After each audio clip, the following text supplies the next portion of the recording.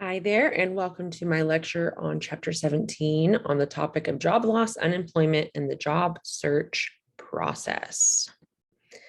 So career service sites in the community setting. So you've got government settings, community-based agencies, and private practices where career services can be offered. So for the government setting, that might look like state employment security agencies or a one-stop career center, or even vocational rehabilitation agencies. It could even look like the VA for veterans. For community-based agencies, this could be JVS, Goodwill could offer services, Easter Seal, Centers for Independent Living, Center for Employment Opportunities. And of course, these are just a few of them. There are many more, especially city by city, the resources could be different. And then of course, in private practice, individual therapists like myself could offer career services with all the resume building and those different kinds of things. So looking at providers, professional counselors can be generalists or they could be specialists. They don't have to be a specialist in order to offer career counseling services. I don't consider myself a specialist, but I engage in career counseling pretty frequently, especially when I have teenagers that maybe they end up liking me in therapy and they stay with me through college and they go through that transition period of high school to college and who am I and figuring out the majors and things like that. There's also career services for paraprofessionals, global career development facilitators, certified workforce development professionals, and offender workforce development specialists. If you go back to one of my other lectures, I think it might have been chapter 3, I talked about how there's felon-friendly employer and a felon-friendly employer list that exists. And so, yeah, there's specific workforce development for persons with a criminal background. Looking at reactions. So in the real world of community counseling, rest assured career services are anything but boring or irrelevant for clients who have lost their jobs, face mounting debts and possible foreclosure, and worry about long-term unemployment. So to these clients, career services are essential, right? So this isn't a waste of your time type of class. A lot of the time, I've maybe not a lot of the time, I've had many clients though come to me in the counseling setting, whether it was at probation or in private practice, and they lost their job because of the pandemic, or they lost their job because they got a DWI, or they lost their job because they were late too much, or they lost their job because they couldn't figure out childcare issues or whatever. And they're having a lot of anxiety or depression or emotion around the fact that they lost their job. And so helping them to be plugged into resources for finding a new career, finding new work opportunities, really important that you know that stuff. For transitions involving job loss and unemployment, you're finding a job is seen as the most common goal for clients that are seeking career services. So that might look like employment counseling. And now we're going to look at some definition statistics and these other bullet points. So definitions related to unemployment. So you want to know the differences between unemployed workers, discouraged workers, those who are marginally attached to the labor force, and then those that are not in the labor force. So unemployed is anybody that has no job or is looking for a job. They're available for work, but it's not working. They're not working. Discouraged workers are people who are jobless and available for work, but who have not actively looked for work for a month because of belief that they won't find work. I can't tell you how many clients I've had to have that conversation with. Well, what are you doing to find it?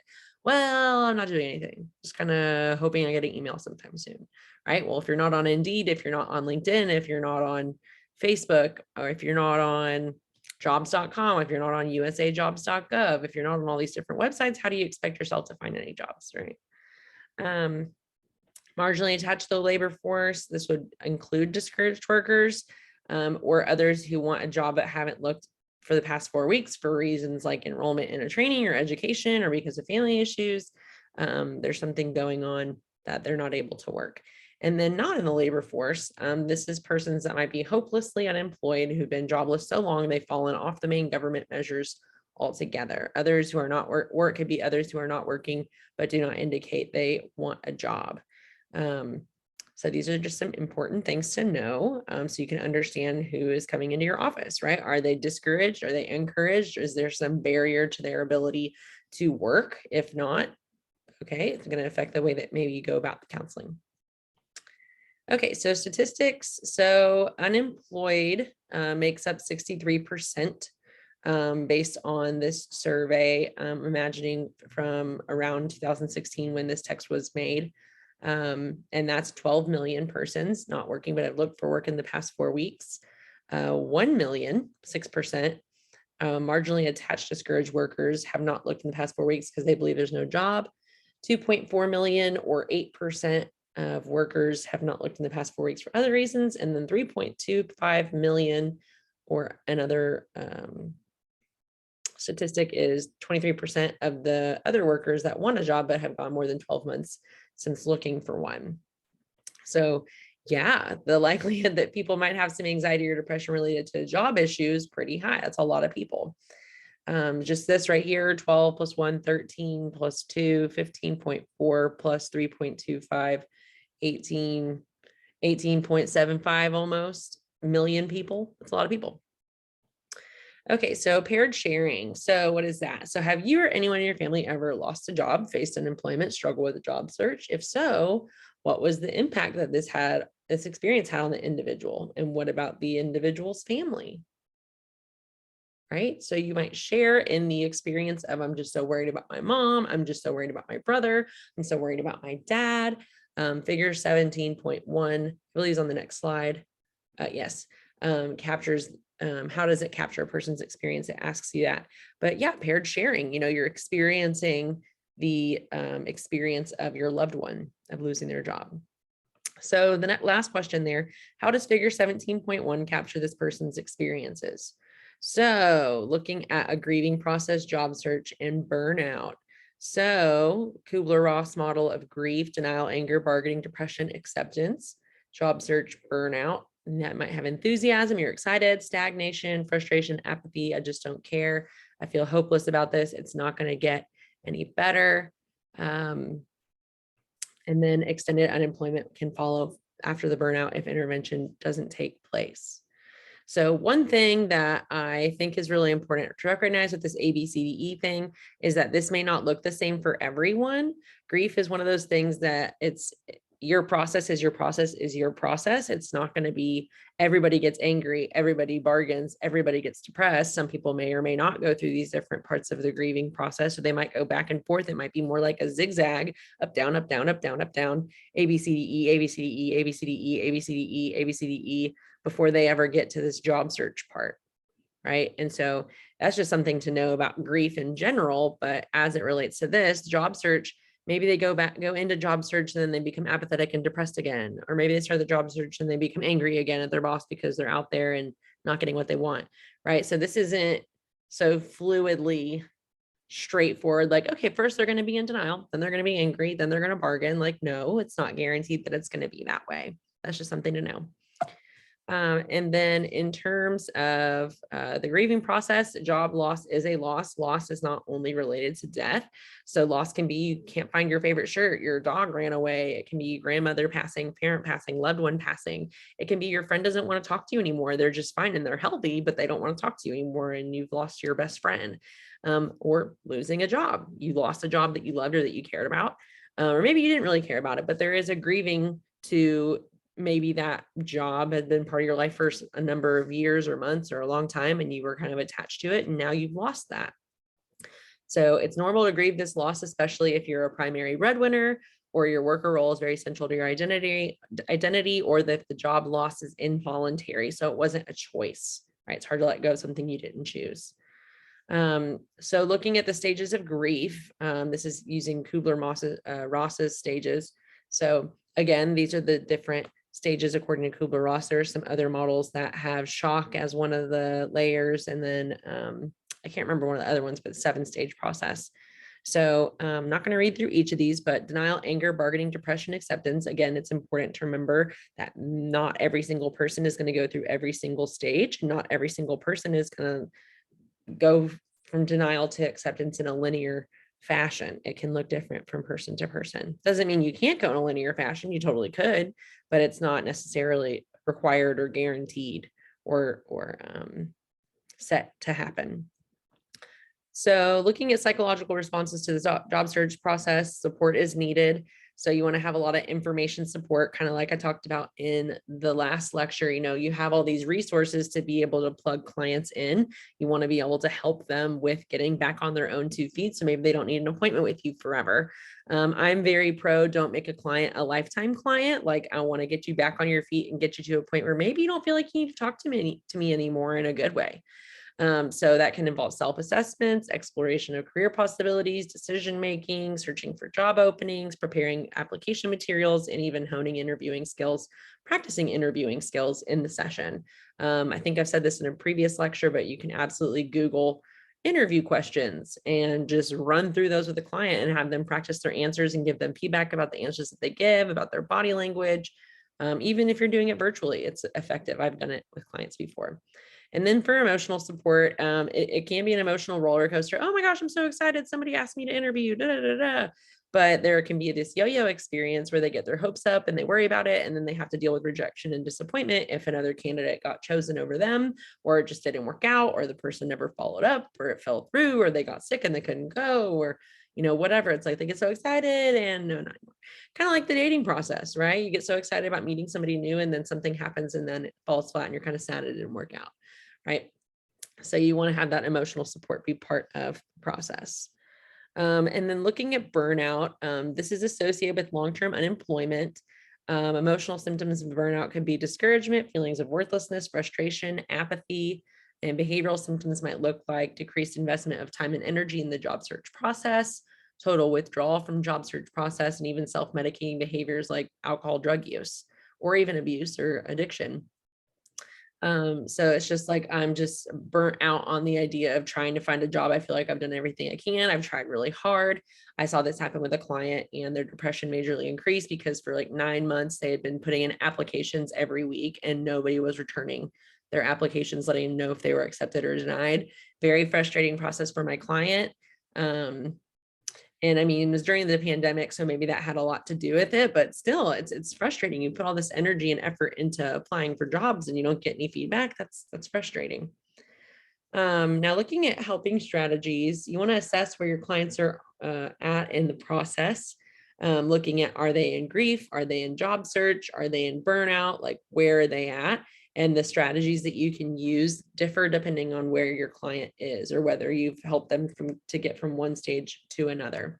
So during the grief stage, the counselor can use empathetic or empathic listening and support and use assessment for mental disorders and suicidal ideation. So you can use the GAD-7, you can use the Beck Depression Inventory, you can use different, you can use the Y box for OCD if you're concerned about that, and many other assessments.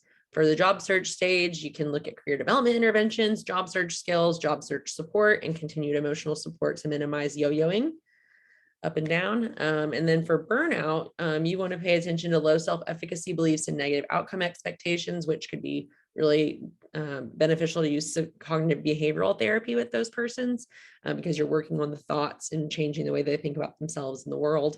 You also want to pay attention to perceived barriers and resiliency building activities. So how can we bounce back from what you've gone through? Let's look at that and let's build on that. Group counseling programs, they have to, well, you want them to address psychological and informational needs. So there's some different ideas of things that can be done: job club program, job intervention project, and the evidence-based group. Job clubs, clients receive assistance in all areas of job search, including coping with discouragement, preparing resumes, obtaining and pursuing job leads, learning interviewing skills, scheduling time and record keeping, dress and grooming, and using the telephone for making inquiries and contacts. So just really helping them train up to be out in the working world. For the job search process, you want to look at 3 different stages. You've got the preparation stage, the implementation stage, and the closure stage. You can see table 17.6 in your textbook.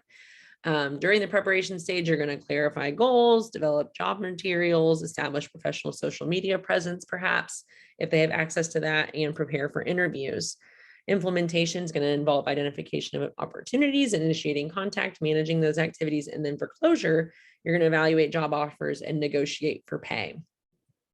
So looking at preparation for clarification of goals, you can use the spray and pray approach and use a targeted job search approach, which involves the identification of the target industry, position type, employers, and location. As for development, resumes and curriculum vitae, right? So what is the difference between those? That's something that not a lot of people understand. So a resume is just a listed job history. So what are the jobs that you've worked? What are the roles that you've done? Versus a curriculum vitae is more of an academic document that reflects presentations that you've done, publications that you've written, anything having to do with academia and how you've done that. So like for me, for example, my CV, I think is 7 pages at this point, and it involves clinical experiences, internship experiences, related work experiences, presentations, conferences attended, honors and scholarships that I've received, trainings I've received, licensure, education, GPA, where the schools were and all that, the years and everything. What else is on there? I can't remember everything else. I think that might have been everything, but you kind of break it up into, depending on the field, it might look different. But for counseling, mine's got leadership and education and all these different categories that I'm supposed to fill to be able to have a successful curriculum vitae. So that's something that it's important for you to know, depending on what your client does and what field they're in. You want to know whether they need a resume or do they need a vita. Because if you've got someone in front of you that is a professor that got laid off from Sam Houston State University, you want to work with them on their vita. And how do you help somebody with a vita? You got to know how to deal with that, help with that, or be able to refer somewhere that can help with that if you're not sure how. Cover letters, reference lists, job applications, elevator speeches, and targeted opportunity profile. Look a little bit more at each of these. So for resume preparation, you can use a resume worksheet to compile content. You can tailor resume content to positions that are sought. So for me, for example, I have waitressing on my vita. I know waitressing, you would think, has absolutely nothing to do with counseling, but the way that I framed it and the way I described it, it totally makes sense why I kept it on there. On mine, I wrote about how I had to learn to create a pleasurable experience for a range of different personality types and levels of functioning, because maybe I'd have an autistic person come in for dinner, or maybe I'd have people that were seemingly very narcissistic or very rude, and I had to learn how to temper my own temper, if you will, to be able to be a successful server at Perry Steakhouse, which is where I worked.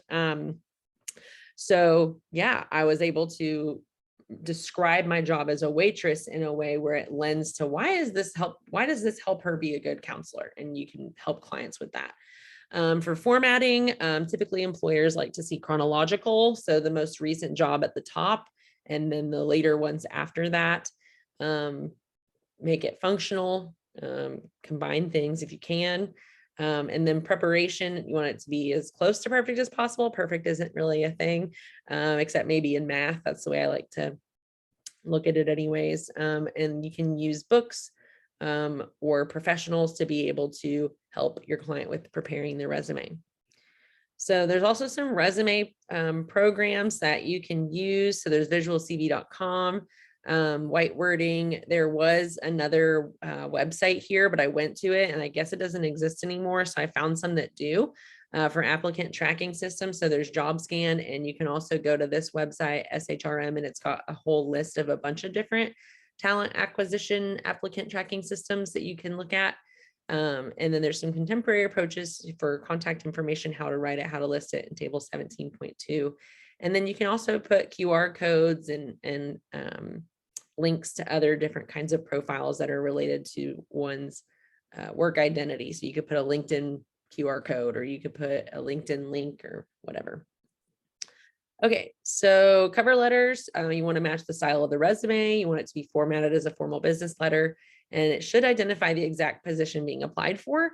You should describe how the candidate meets requirements for the job, right? So are they good at typing and the job requires a lot of data entry? You want it to say something about that, right? For a reference list, you want to match the style of the resume. You always want everything to match. You don't want 7 different fonts. Each page is something different. It just looks inconsistent, and it might demonstrate to the employer that you're disorganized. So be careful with that. All references should be professional in nature. You don't want any current or former employers, supervisors, professors in preparation programs, or they should be all those things, and you don't want it to be friends or relatives. All references should agree in advance to serve in that capacity. So don't just throw people's names on there without even asking if that's all right.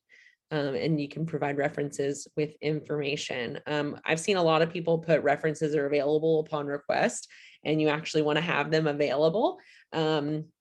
So yeah, because I mean, it could add a whole nother page or two, depending on how many jobs a person has worked and how many references that they have available. For job applications, you want to ensure accuracy and truthfulness, legibility and neatness, correct spelling, following instructions, answering all items, and be sure to sign the application if that's required. I've had some clients that were intellectually disabled or autistic that needed help with job applications, and we'd sit in the office and we'd do it together. And that's how we'd spend some of the session, is filling things out, making sure it's right, spelled right, all those kinds of things. And then for elevator speeches, may or may not have heard of these before this course, but these are short speeches in which you pitch yourself to an employer and investor. So you want to make 30 seconds to 3 minutes time. You're able to pitch yourself in this short span of time to be able to advocate for being a good fit for a job. And so you can use the Riley Guide description, a 30-second elevator pitch. I found this great website, Elevator Pitch Examples by Northeastern University, and you can pause this, or you can just type in this phrase and it'll pop up. Or you can go look at a 30-second elevator pitch by the College of Natural Sciences at UMass. I thought that was a really useful document as well, if you want to pause and go look at that. And then targeted opportunity profile. This is also called a networking resume. The goal is not to apply for a job. The goal is to help your contacts connect you with any of their contacts who may know of or have positions open that you want. So maybe you're a counselor and you have friends that are counselors, and you're not asking them for a job, but you're saying, hey, do you know of anybody that's hiring? Could you pass out my resume? Could you let them know about me? And this kind of thing. It's kind of word of mouth, if you will. And you can make a target opportunity profile just like this, where you have the name and contact, the objective, the location, possible titles, industries, titles of hiring managers, association, trade groups. So just zooming in a little bit, it could look like this if you wanted it to. That's just another way to equip a client. You can help them with making a targeted opportunity profile. And then recommended resource, you can look at Unlocking the Hidden Job Market, 6 Steps to a Successful Job Search When Times Are Tough. It's a text by Matheson and Finney. Can go look at that, of how to look for jobs when times are tough. Okay, and then in terms of establishing a social media presence, so 77% of recruiters and 79% of employers use web searches to screen applicants. 35% of recruiters and 70% of employers have eliminated a candidate based on information from online searches, and only 7% of job applicants are concerned about their online reputations. So the job I had before my current one, I actually got through LinkedIn. Someone reached out to me and said, hey, based on your profile, you seem like you'd be a really good fit for this job. Are you interested in interviewing? And I wasn't even actually looking at the time. I was about to start looking for a new job. And I was like, sure, absolutely. And that ended up being a wonderful thing. I got to start the addiction program at Woodland Springs up in Conroe. But even since getting on LinkedIn, I can't tell you, like at least maybe twice a month, if not more, I get messages on LinkedIn of people asking me if I'm interested to come work at New Dimensions or come work at somewhere, right? Counselors are needed in a lot of capacities. So I would encourage, if no other social media, getting on LinkedIn, because for even yourselves, just because it helps open up doors of opportunity, and it's a way to have like a virtual resume just hanging out there for employers to see anytime they're looking for somebody. And same thing with, you can say the same kind of thing to your client, right? You know, when I was in school, one of my, the teachers that I had told me about how she would get multiple job offers a week. And sometimes that's the case, sometimes it's not, but it depends on the profile they've got, the experience they've got, and all that. Also, clients need to assess their current digital footprint and consider how the findings may help or hinder their job search. So with that being said, I would say it's really important to, okay, if I search Audrey Zatopek social media, what am I going to find? Is it going to be a bunch of cursing? Is it going to be a bunch of alcohol all over the place? Is it going to be pictures of her drunk? No, it's not going to be any of that stuff, because I make sure that my professional identity is very well represented. Even if it is a personal page, what I post reflects on me as a counselor, and it reflects on the counseling profession. So very same thing for you guys. What you post on your social media has an impact on how people view counselors. And you can tell your clients that, if an employer was to look at your page, what would they think of you? They think you're a partier? Would they think you're not serious? What would they think? And then you can also look at impression management and SEO strategies. So this is kind of what I was just saying a second ago, but managing the footprint, table 17.3 can help with that in your text. You want to address things that might be viewed as negative, objectionable, unprofessional. You want to add positive professional content on social media. Establish frequently used Twitter for professional purposes, or LinkedIn. And you can use other professional networking sites like Rise, Zing, and Zerply, which I've never heard of. So maybe they still exist, maybe they don't, but you can look into that. You can also use blogs to enhance your professional reputation. So Tumblr, things like that. Use personal websites to enhance your reputation, make contributions, make YouTube videos. You can use social media websites to enhance your online reputation, and use strategies to synthesize and manage your contacts across multiple social media applications. So I've never heard of Plaxo, but it's another one of those things you can check out and see if it's still around. So in looking at preparation for interviews, you want to look at psychoeducational information, resources, and practice opportunities. So psychoeducational information could be looking at types of interviews that exist, types of questions, other kinds of advice. For resources, you can use the Riley Guide or Quintessential Careers. And then practice opportunities, as I've said multiple times already, mock interviews and virtual mock interviews. And you can use interviewstream.com for that. As for implementing job search, you want to identify opportunities, initiate contact, and then manage the activities that follow. So posted positions, you can see more about that in table 17.4. But with networking, the majority of jobs are filled before they reach the stage of even being advertised. So maybe they know somebody already that would be a good fit, and they don't even post it on the internet except for maybe that one person to apply. So they have the application there. So you want to be mindful of that, and you can network to be able to get ahead of such opportunities that maybe don't ever get posted but are available. Or maybe only certain websites post them, right? So some jobs, maybe they're not going to be on Indeed.com, but they'll be on LinkedIn. I think that's something to consider. And then we're networking. This is kind of just showing how degrees of connection can help with finding a job. So maybe you know somebody that's got something going on, and they know somebody that whatever, and they know another somebody, like, hey, Jane asked Jim, hey, do you know of any jobs? I don't know. Jim asked Bill, hey, yeah, I do know. I asked so and they know of a job. Let me get back to Jane.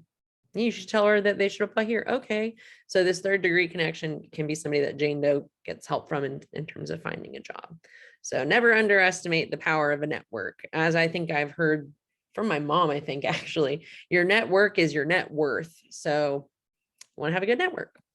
Okay, so initiation of contact, that might look like putting an application, cover letter, resume, references, and it might involve follow-up phone call, email, or in-person visits. And sometimes, you put in an application, they call you the same day for an interview, and you might even leave the interview knowing that you have the job, or they could call 30 minutes later. It just really depends on the way they do things and how many people they want to interview. For job search management activities, you can search for job postings, network to find other opportunities that are hidden, prepare and submit application materials, follow up on ones that you already submitted, attending interviews. I tell my clients, and even friends and family, there's power in a handshake. It's one thing to have a black and white paper application online. It's another thing to say, hey, my name's Audrey Zatopek. I put an application the other day. I just wanted to make sure that you guys received it. Okay, well, I look forward to hearing from you. Thank you so much. Or even just a phone call can add to your experience, because otherwise you're just the same maybe as everybody else on a piece of paper, and adding your personality or your enthusiasm can really help your chances of getting a job. But yeah, following up on applications you already submitted. Sometimes, I don't know about you guys, but I get emails that get bogged down in the inbox just because I might get so many in one day and it might get missed. And that can happen for employers where either we or our clients are applying for a job. And then for record keeping, I think this is really important, especially for my other client, like I mentioned that, or for my client that was applying to jobs for like 8 months or whatever it was. You don't want to apply 3 and 4 times the same company because you can't remember. That might not look so great.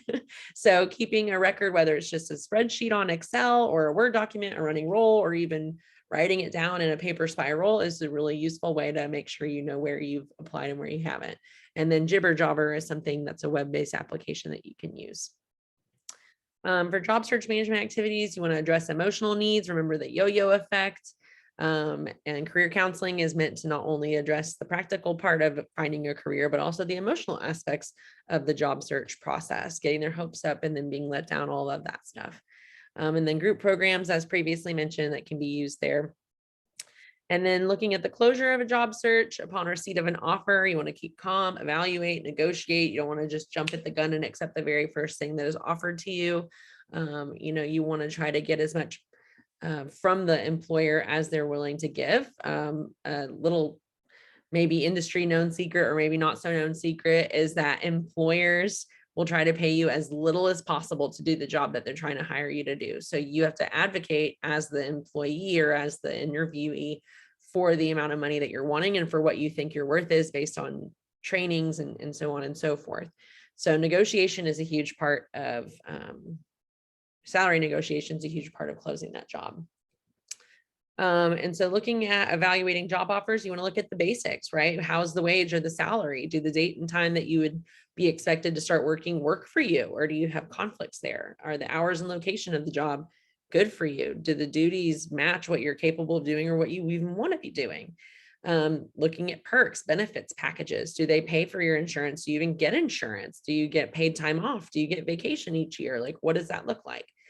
For details, we look at contractual language, arbitration agreements, non-competition, and non-disclosure to see if any of those things don't work with the life you're living or that you want to live or that your client wants to live.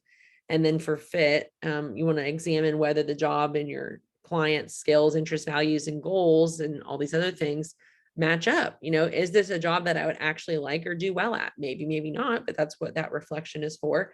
And that's something that you can facilitate even in the counseling session. Like, let's put this on paper. Let's look at all the basics. Let's look at the perks. Let's pull out a highlighter for the job offer letter, whatever that looks like. And then cost of living considerations, big deal, especially now with inflation and the economy. And depending where they live or where they're wanting to move to, cost of living can be different. So cost of living in California is totally different than cost of living in Texas, depending where you live. But you can use these cost of living calculators. I found these online. The NerdWallet, Bankrate, and Smart Asset are different ones, are things that can help you with the big question, to move or not to move. And that can even be a negotiation in the salary process is, I want there to be moving costs that are given to me as an upfront. What do they call those things? The word is totally escaping me, but basically just like a hiring amount, a sum like $3,000 to move from Houston to Dallas or whatever it is. And there are jobs that do that. I had a family member that had that very nicely given to him.